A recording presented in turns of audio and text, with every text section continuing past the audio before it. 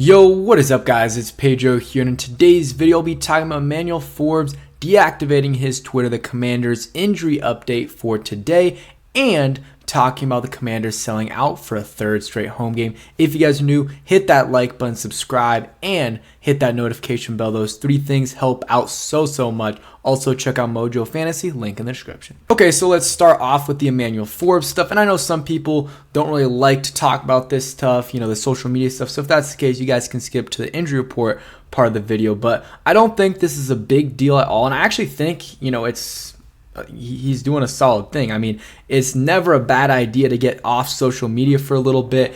And, if you look up his account on Twitter, it's not there. He had a bad performance against the Eagles. It was a bad game. Let's see how he bounces back. And I think basically my thoughts on it are, one thing, it could be a lot of hate comments and he doesn't like that and he's just trying to get off of it. Or two, he wants to lock in for this game and he doesn't want to see his name all over his timeline and just clips of him getting beat by AJ Brown or whatever. And that is totally understandable. Lock in for this game. This game is huge. You're going up against a receiver in DJ Moore who's good. They've got some other guys like Darnell Mooney.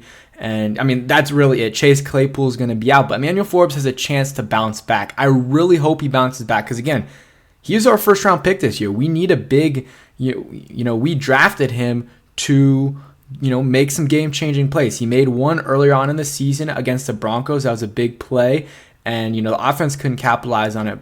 But, it's fine if he gets beat. That's understandable. Rookie cornerbacks, they do get beat, a lot more often than veteran cornerbacks. Cornerbacks are one of those positions where it usually takes a little bit of time to develop, but I hope he can start making some plays, and I think he will. The thing is, his instincts are good a lot of the times. And sometimes he's a little too risky. Like on those double moves by AJ Brown, he was a little bit too risky, and because he wanted to make that game-changing play. So I think in this, Bears game, he's got to be take a little fewer risks so he doesn't get beat over the top. But he's been in position to make a lot of interceptions. He just hasn't made the play. I think that will come back to the norm where in college he was making a lot of picks. So I think that'll happen. And again, I know some people are criticizing him for deleting or whatever, deactivating his Twitter. I think it's, a good thing. It's never good. Some players even search up their name after bad games and just look through all the replies. It's not good to do that because it just gets in your head. I think this is a mature thing for Forbes to do. Deactivate it. And get back on it whenever he feels comfortable, whether that's after the season or next week. It is what it is, but he's trying to lock in for this Bears game, and I think that's a good idea for him to do and a good thing for him to do.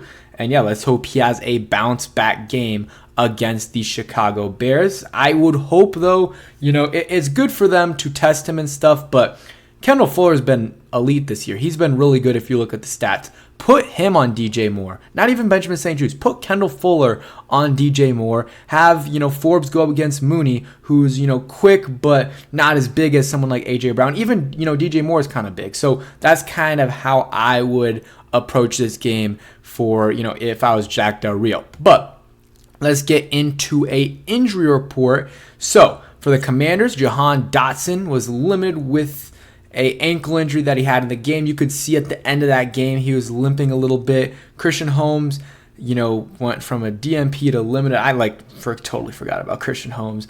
Just because he was making plays in training camp. Because obviously they play. You hear a lot more about the second team and third team, but he made the roster and he's been on special teams.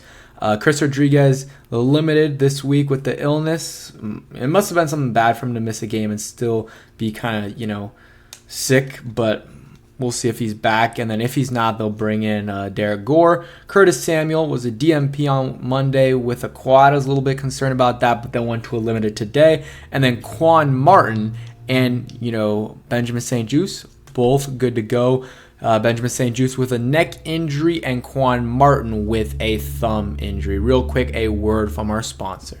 And a huge shout out to Mojo Fantasy for sponsoring today's video. I will be announcing the Jahan Dotson signed jersey giveaway winner in a little bit. Mojo Fantasy just launched a new, cool, and exciting app. They've got thousands of different NFL and MLB, props that you can bet on. And the cool thing is that not, a lot of other apps offer is that you are betting against other people, your friends, and NFC East fans instead of betting against the house. And you can also trade in and out of your prop throughout the game, so it doesn't just lock right when the game starts. So if your bet isn't doing well, you can still make a little bit of money before the game ends, and that's just something cool and innovating that I like with them. We'll be doing my picks for the Commanders-Bears game tomorrow, so stay tuned for that. We'll be tweeting those out and posting them on my community tab. So the winner of the Jahan Dotson signed jersey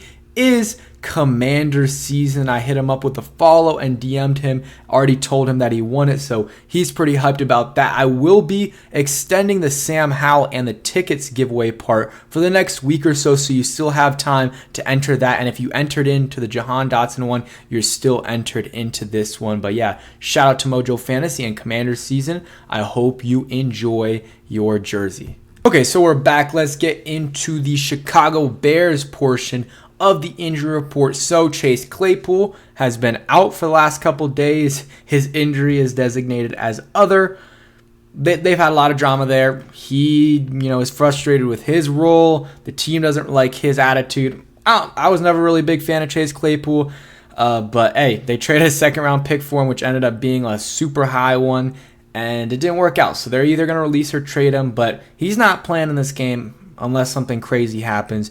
Eddie Jackson looks like he's out. Used to be a really good, one of the best safeties in the league. Still is a good safety, but he's out with a foot injury. And then Jalen Johnson, pretty good cornerback, is not. I guess they're not out yet, but 2 DMPs in a row doesn't look good for them on Thursday. And then Tevin Jenkins is good, has been practicing in full with a calf injury. So I would say they've got a little bit more injuries than us. The 3 guys with DMPs, and we have 4 limited, and I would say 2 of those guys are impact guys. The other 2, if they didn't play, it doesn't really matter too much. And I think probably all 4 of them end up playing. And I think that, with those 2 guys in the secondary out, you're going to be going up against, rookie corners. I think at least one of them is, maybe 2. And you should be able to eat. They have Jaquan Brisker, who is good, but you should be able to eat in this game. Jahan Dotson, Terry. But also you can run the ball, I think, as well. And, limit the amount of possible mistakes that happen in the game. So I'll talk about final injuries tomorrow, but these are the injuries for now. And then let's see, and the Commanders are sold out for a 3rd straight game. So, hey, it's great to see. We'll see, or I'm going to be there. I will be there for that game. I'm super excited about that.